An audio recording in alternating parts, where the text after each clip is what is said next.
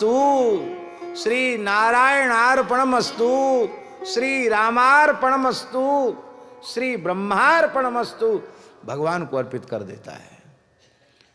तो जब भगवान की प्रसन्नता के लिए क्रियमाण कर्म करता है और करने के बाद फिर उसको भगवान को अर्पित कर देता है, वो संचित में कहां से जाएगा? तो क्रियमाण का बंधन भी शरणागत को नहीं रहता। अब बचा क्या? क्या बचा? अरे राम जी, इतना बड़ा संचित खत्म हो गया, क्रियमाण का चक्कर खत्म हो गया, अब केवल प्रारब्ध बचा है, अब क्यों घबराते हो? यदि हमारी 50 साल से ऊपर उम्र हो गई तो हमने 50 साल का प्रारब्ध तो भोग लिया, अब पता नहीं 50 दिन भी हमारे जीवन में बाकी हैं कि नहीं, कोई पता है? तो यदि हम 10 वर्ष के तो 10 वर्ष का, 20 वर्ष के तो 20 वर्ष का, 50 वर्ष के तो 50 वर्ष का, 70 वर्ष के तो 70 वर्ष का, 90 वर्ष के तो 90 वर्ष का, हमने इतना प्रारब्ध भगवान के अनुग्रह से भोग लिया, बचे खुचे को भी भोग लेंगे। हे नाथ, इसमें से बाकी नहीं छोड़ना। हम दुखमय संसार में फिरावें, ये अच्छी बात नहीं है। सारा खाता इसी जन्म में खत्म कर देना। संकल्प कर लो कि अब हमारा पुनर्जन्म नहीं होगा, निश्चय कर लो। आपके निश्चय से आपका पुनर्जन्म नहीं होगा। क्यों?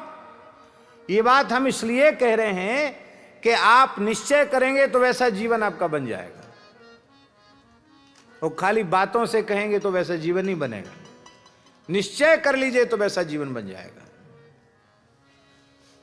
हमारे कोई हिसाब किताब बकाया थे, उनको चुकाने के लिए जन्म हुआ है। कोई हिसाब किताब अब बकाया नहीं, सब काम पूरा हो गया। अब तो एक ही काम है, आपुनि दारुण दीनता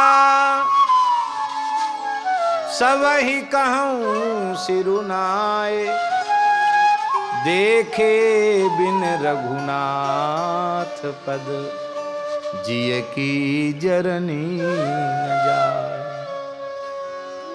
देखहि हम स्वरूप भरि लोचन, करहु कृपा प्रणतारति मोचन।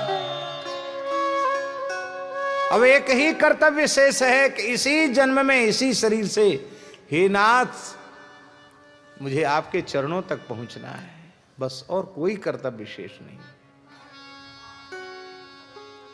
सब ठाकुर जी पूर्ण करेंगे।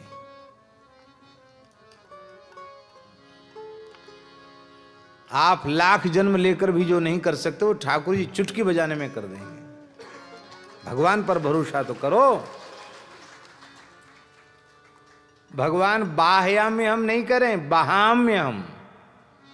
अनन्याश्चिन्तयन्तो माम ये जना पर्युपासते, तेषां नित्याभियुक्तानां योगक्षेमं वहाम्यहम्। मैं स्वयं योगक्षेम का वहन करता हूं।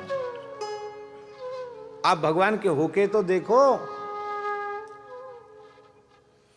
कमाने वाले भले ही भूखे सो जाएं, इनके सहारे रहने वाले बिना कमाने वाले भूखे नहीं मरते। खा खा के भले ही मर जाएं, भूखे नहीं मरते। संत दादू दयाल का एक दोहा है, दादू दयाल जी का। दादू दुनिया बावरी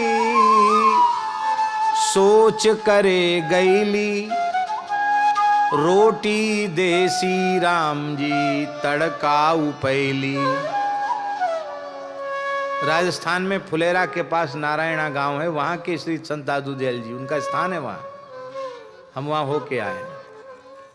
वो कहते, दादू दुनिया बावरी, संसार बावरी, दुनिया बावरी है, इसी चिंता में परेशान है, क्या खाएंगे क्या खाएंगे। अरे राम राम, आप भगवान के सहारे हो जाओ। रोटी देसी राम जी रोटी देंगे। कब देंगे रोटी? दी ना दी? बोले नहीं, तड़काऊ पहली। सूर्योदय पीछे होगा, तुम्हारी रोटी का बंदोबस्त पहले हो जाएगा। बोलो वृंदावन बिहारी। विनय पत्रिका में गोस्वामी जी कहते, रोटी लूगा नीके राखे, आगे हु की वेद भाखे। गोस्वामी जी कह रहे हैं अन्न वस्त्र की कमी नहीं रहेगी, भगवान के हो जाओ। और आगे तो आगे हु की वेद भाखे, आगे के लिए वेद गारंटी ले रहा है कि तुम्हारा अकल्याण नहीं होगा, भगवान के नित्य धाम की प्राप्ति होगी। इसीलिए जीव को अपने परम कल्याण के लिए सर्वतो भावेन भगवान की शरण हो जाना चाहिए। और एक शरणागत को जैसा जीवन व्यतीत करना चाहिए वैसा अपना जीवन व्यतीत करो। आवश्यक नहीं, हम ये नहीं कहते कि आप कलकत्ता छोड़ दो, घर छोड़ दो, नौकरी छोड़ दो, व्यवसाय छोड़ दो, नहीं, सब काम करो, भगवान के शरणागत हो जाओ। क्योंकि शरणागति की जो बात है ना, वो केवल बाहर से नहीं, भीतर से स्वीकार करने की है। संपूर्णानंद श्री पूज्य स्वामी संपूर्णानंद जी महाराज ने हमसे पूछा शरणागति माने क्या है, तो हमने कहा स्वामी जी आप ही बताइए। बोले शरणागति यानी स्वीकृति, मैं केवल भगवान का ही हूं, ये भीतर से स्वीकार कर लेना, इसी का नाम है शरणागति। हम भीतर से स्वीकार कर लें, बस बात बन गई। और प्रारब्ध की भी बात ऐसी है महाराज जी, जो आर्त भक्त होते हैं उन आर्त भक्तों के प्रारब्ध में भी भगवान कटौती कर देते हैं। ये जो वीडियो की कैसेट होती है, टीवी में रील चल जाती है ना, कोई नाटक वगैरह देखना हो तो वो रील लगा करके उसको देखते हैं। तो देखने वाले क्या करते हैं कि जिस अंश को उन्होंने देख लिया या उनको प्रिय नहीं है, वो एक मशीन हाथ में लेके रखते हैं और उसको ऐसे दबाते हैं तो जल्दी जल्दी जल्दी जल्दी वो दृश्य बढ़ जाता है आगे, और जहाँ से उनको देखना हो वहीं पर उसको स्थिर कर देते, वहाँ से आगे देखने लग जाते हैं। ऐसा होता कि नहीं? ऐसे ही प्रारब्ध की रील बनके पहले से तैयार है। हम सबके प्रारब्ध की रील संचित में से कुछ कर्मों के, शुभ अशुभ कर्मों के मिश्रण से वर्तमान जीवन में भोगने के लिए रील पहले से बन गई है।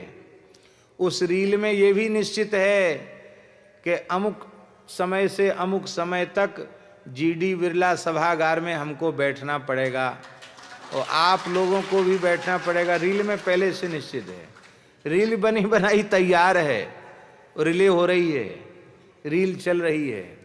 अब रील तो रील है, पूरी बन के पहले से ही तैयार है, संसार के मंच पर दिखाई जा रही है। अब आर्त भक्त है, भगवत वियोग उसको सहन नहीं हो रहा है। अब बहुत प्रारब्ध बकाया है भोगना, उतना भोग है तब वहां तक पहुंचे। भगवान ने देखा है तो बहुत ज्यादा परेशान है। तो शरणागतों का, आर्त भक्तों का रिमोट कंट्रोल भगवान के हाथ में होता है। वो फट से उसका बटन दबाते, खट खट खट खट खट खट खट खट कर सब प्रारब्ध खत्म करके ले आ गए सामने, ले।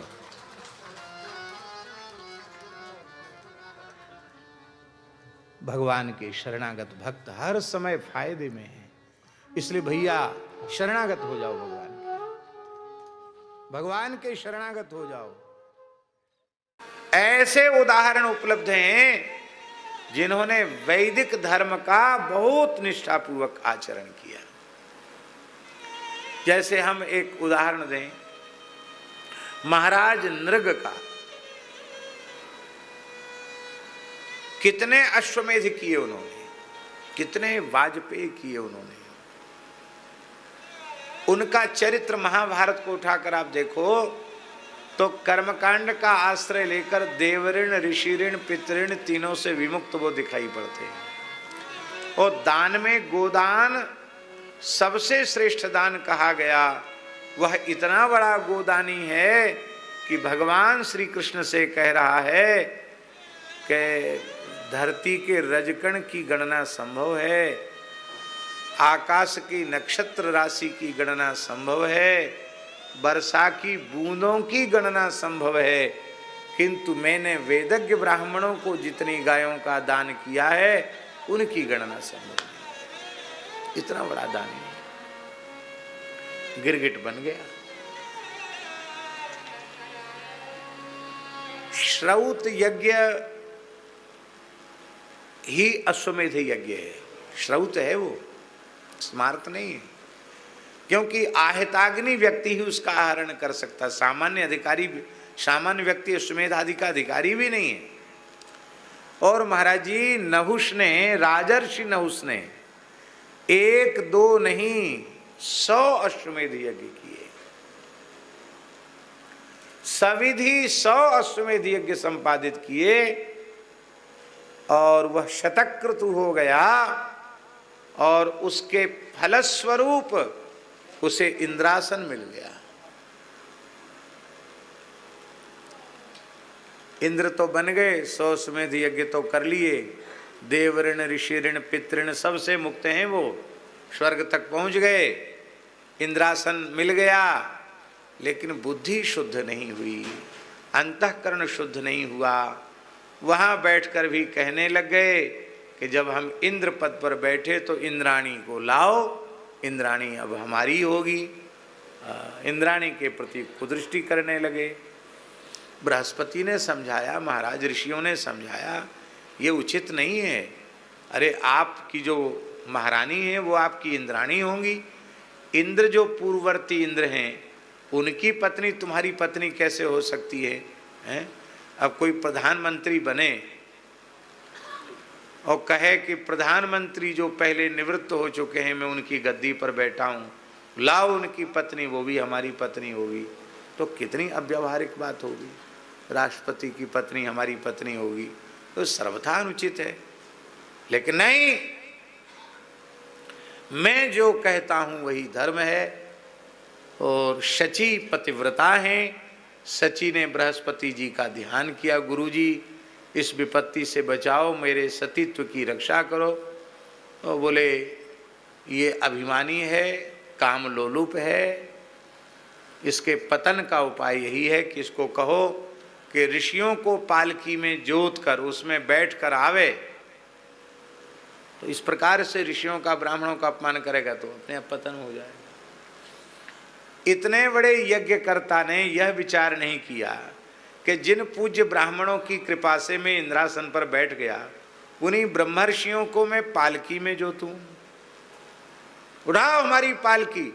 ऋषियों ने जो आज्ञा कहकर पालकी उठा ली और पालकी में आगे की ओर महर्षि अगस्त्य लगे हुए थे, अगस्त्य जी महाराज। और इसको त्वरा हो रही थी इंद्राणी के पास पहुंचने की। अपने पैर की एड़ी से, लात से अगस्त्य जी के मस्तक पर इसने चोट पहुंचाई और कहा सर्प सर्प जल्दी चलो, शीघ्र चलो। ऋषियों को क्रोध तो था ही, उन्होंने पालकी पटक दी और कहा रे दुष्ट, सर्प सर्प कहता जा, भयंकर सर्प की योनि में चला जा।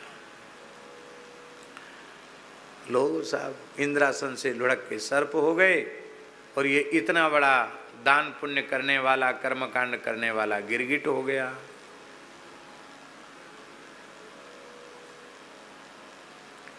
माता जी किसी घड़े में मदिरा भरी है और उसका मुख बंद है, उसको गंगा जी में 1000 गोता लगवाओ तो क्या वह घट शुद्ध हो जाएगा? उसमें जो अपद्रव्य है उसका निरसन कर दिया जाए, उसको परिमार्जित कर दिया जाए, फिर गंगा जल भर दिया जाए तो शुद्ध हो जाएगा। ठीक इसी प्रकार से जीव के अंतःकरण में भगवत विमुखता ही मदिरा है। और वो भगवत विमुखता, वो जो मदिरा है वो बिना भगवान नाम के आश्रय के, बिना भगवत शरणागति के, बिना भगवत भक्ति के वो विमुखता रूपी मदिरा का निरसन होता नहीं है। इसलिए भगवत शरणागति, भगवान की भक्ति सर्वोपरि है। सब कुछ करो पर परम धर्म है भगवान की भक्ति। भगवान की। शरणागत का भाव कैसा होता है, शरणागत का जीवन कैसा होता है, शरणागत का चिंतन कैसा होता है, शरणागत की निष्ठा कैसी होती है, स्वभाव कैसा होता है, इसका अनुभव करने के लिए संत श्री नामदेव जी महाराज का एक अभंग है।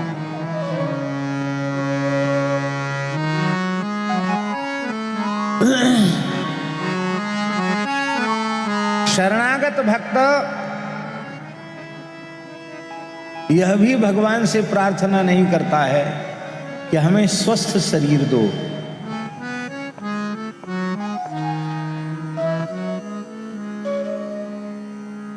शरणागत यह भी भगवान से प्रार्थना नहीं करता कि हमें दीर्घायुष्य दो।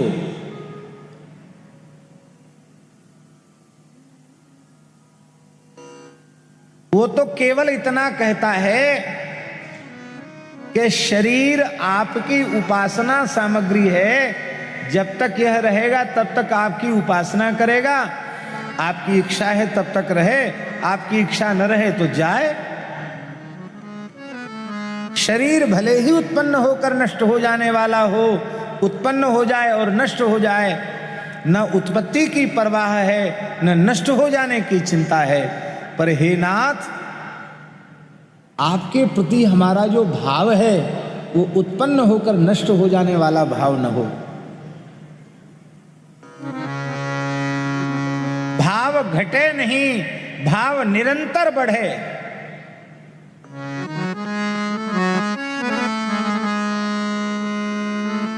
हे नाथ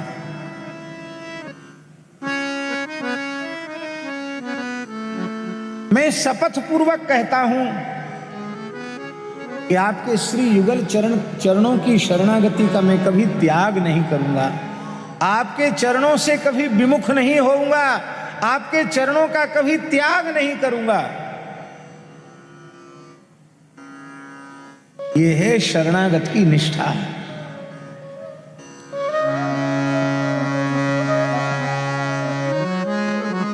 शरणागत का जीवन कैसा होता है, शरणागत की चर्या कैसी होती है। शरणागत के व्यासी मुख से ही नाम प्रकट नहीं होता, जो पूर्ण प्रपन्न होता है उसके रोम रोम से विठ्ठल विठ्ठल प्रकट होता है।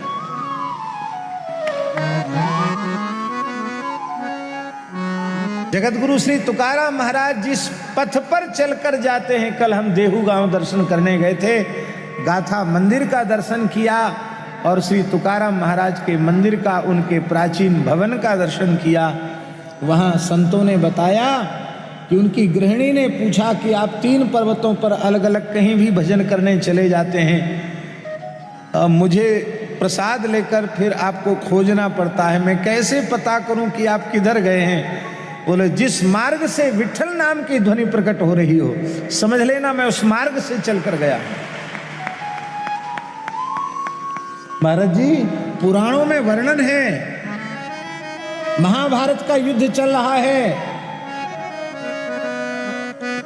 भीष्म जी ने प्रतिज्ञा कर रखी है पांडवों के वध की, और अर्जुन सो रहे हैं।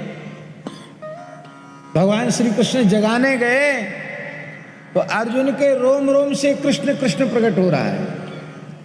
भगवान इतने प्रसन्न हो गए कि अर्जुन के चरण दबाने लग गए। एक चरण द्रौपदी दबा रही, एक चरण सत्यभामा दबा रही, भगवान भी उनके शरीर को दबा रहे हैं। इस दृश्य को देखकर नारद जी आगे, शंकर जी आगे, ब्रह्मा जी आगे, वहां कीर्तन शुरू हो गया, क्योंकि अर्जुन के रोम रोम से कृष्ण नाम प्रकट हो रहा है।